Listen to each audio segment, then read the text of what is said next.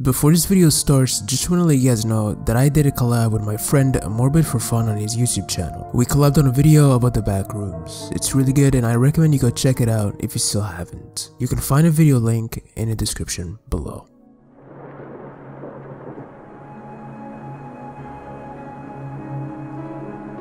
Obscure video games. What makes something, let alone a video game, obscure? What is it that puts a game on the fringes of what a video game is? I guess some games try to explore new undiscovered territories. Others are a form of abstract art, hard to grasp and understand, and may even come off as unsettling. Others actually have evil motives, tie in with cults and malicious groups of people, or just straight up possess illegal content. But more often than not, an obscure video game is just a game that was never truly given the attention that it may have needed or deserved in one way or another. I have always been fascinated by these anomalies. Seeing as I grew up with this form of entertainment, the idea of a developer creating something only for it to be lost and forgotten in a sea of games only makes me want to dive deeper and see these games for my own. And so I did. On my journey, I found a lot of games that tried to be something they're not. Some are created for the sole purpose of being obscure and strange. Others are in fact so obscure and lost in time that proving their existence alone is a challenge. And some obscure games, some very few, stand out from the rest and promise to offer you an experience like no other. Congratulations, you're our 100th visitor. You've won a free spiritual rejuvenation. Is your new cybernetic body getting in the way of your divine truth? Let your hardware be cleansed of its impurities and embrace the singularity today. The pranic parasite enters a unit, tending to all unbalanced chakra core reactors for optimum spiritual enlightenment. You will feel energized from bottom to top. Pranic parasite holds no liability.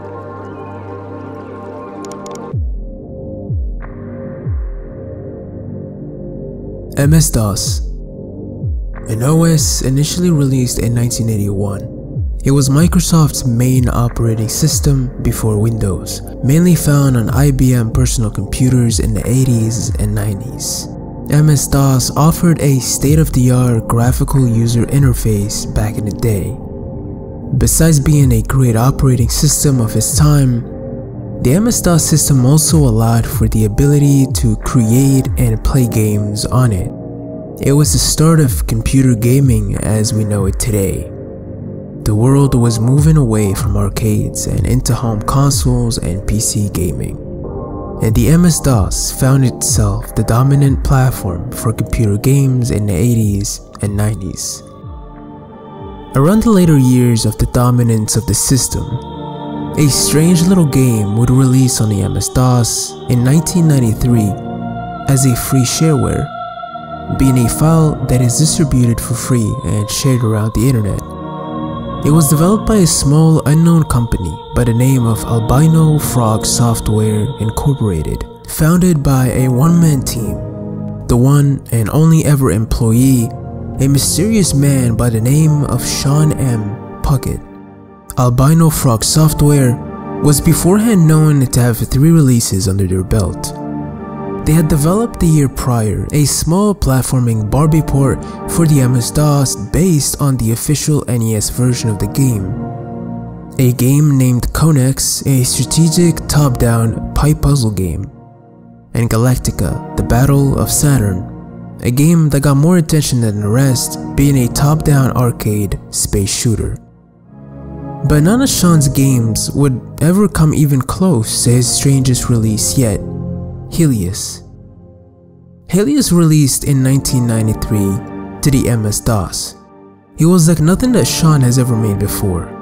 Prior to this, all of Sean's releases were ports to the MS-DOS or small games that were copies of other official releases on the NES and other systems. But Helios, it was different. Some may even say bizarre. The game was no top-down puzzler. nor was it a platformer. Instead, it was a sort of maze game where the game doesn't even explain itself. It just drops you in.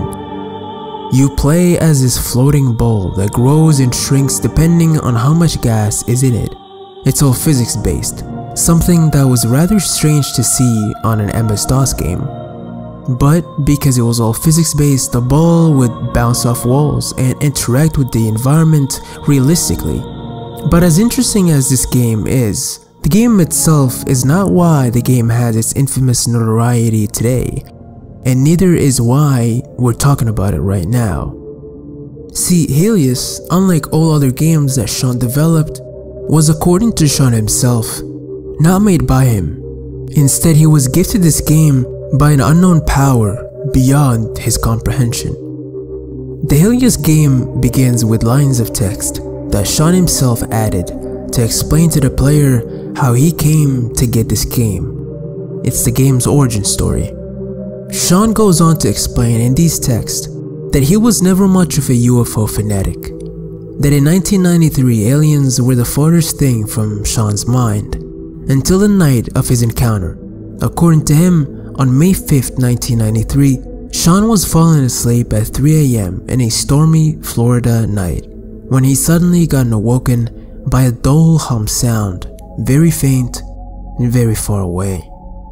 Thinking it was a jet, Sean tried to ignore it at first, but the sound only stayed and only continued to grow, until all of a sudden, his room, an entire house, was encompassed in a green light.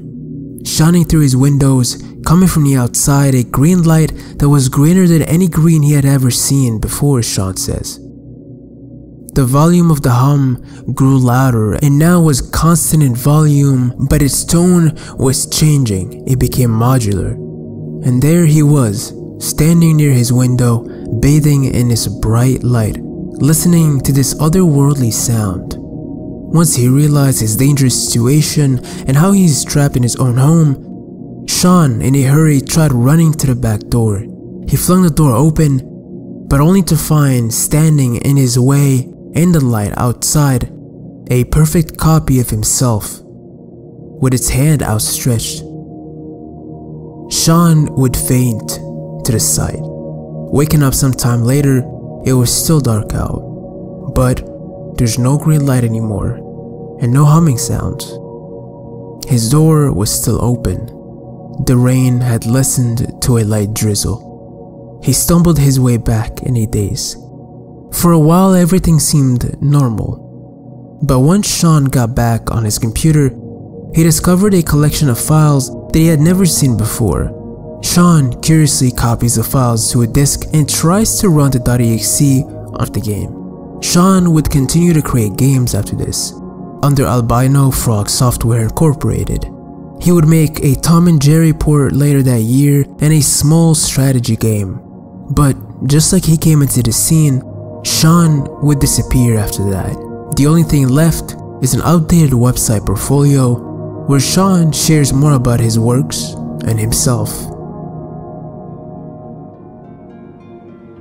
And that is the official story of Helios, the video game that was created and gifted to a man by aliens, at least according to Sean. Now, of course, such a grandiose origin story for such a small game would obviously bring about a good amount of, well, skepticism. It certainly does not help knowing that the one person who allegedly was chosen by these higher beings just so happened to be a person who would be capable of creating such a game on his in-house computer system. As we can see from Sean's extensive resume on his own active website, he is not someone to take lightly. He introduces himself by saying, quote, "My absolute favorite thing to do is grab a nasty problem, wrestle it to the ground, beat it into submission, and come up for air laughing.